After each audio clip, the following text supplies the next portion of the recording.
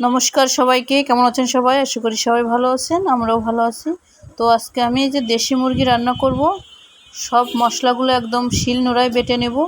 তো এই যখন আমি শুকনো লঙ্কা বাটতেছি আর অন্য অন্য মশলাগুলো সব বাটা হয়ে গেছে। তো আমার শুকনো লঙ্কাটাও বাটা হয়ে গেছে, দেখুন একদম ফিনিশ করে বেটে নিয়েছি সব মশলাগুলো। এখানে আদা, তারপরে রসুন, জিরে, ধনে সবই আমি বেটে নিয়েছি এক এক করে। আর মাংসটা এই যে ভালো করে ধুয়ে জল ঝরিয়ে নিয়েছি।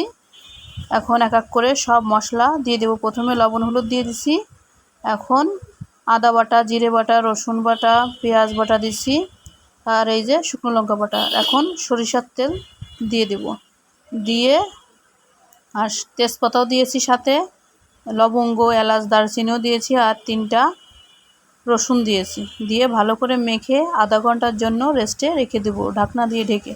তারপরে এই যে আধা ঘন্টা পরে আমি এই যে চুলাটা অন করে কড়াইতে তেল দিয়ে জিরা আর শুকনো লঙ্কা ফোড়ন দিচ্ছি। দিয়ে এবার পেঁয়াজগুলো ভেজে নেব। তার আগে আলুগুলো ভেজে নিছি। তো এই দেখুন পেঁয়াজগুলো বাদামি কালার হয়ে গেলে তখন আমি যে মাংসটা ঢেলে দিছি। তো মাংসটা ঢেলে দেওয়ার পর দেখুন কত সুন্দর একটা কালার এসছে, জাস্ট ওয়াও। তো মাংসটা আমি কিছু সময় ধরে কষিয়ে নেব। এমন গন্ধ ছেড়েছে, আপনাদের তো বলে বোঝাতে পারবো না। যাই হোক, কালার দেখে বোঝা যাচ্ছে যে খুব টেস্টি হবে। তো আমার মাংসটা প্রায় কষানো হয়ে গেছে। তো আমি একটু লেবুর রস দিয়েছিলাম, যেটা ক্যামেরায় দেখাতে পারিনি। এখন মাংসটা কষানো হয়ে গেছে, এখন জল দিয়ে দিলাম। গরম জল দিলে ভালো হতো, যাই হোক আমার কাছে গরম জল ছিল না, তাই ঠান্ডা জলই দিয়ে দিলাম। তা জলটা দেওয়ার পরে আমি কিছু সময়ের জন্য যে ফুটিয়ে নিয়েছি। তারপরে একটু চেখে দেখলাম যে লবণটা কম হয়ে গেছে, তাই লবণটা দিয়ে দিলাম।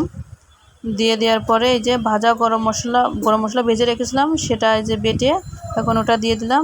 দেওয়ার পরে আরও 5 মিনিট জাল করিয়ে নিয়েছি।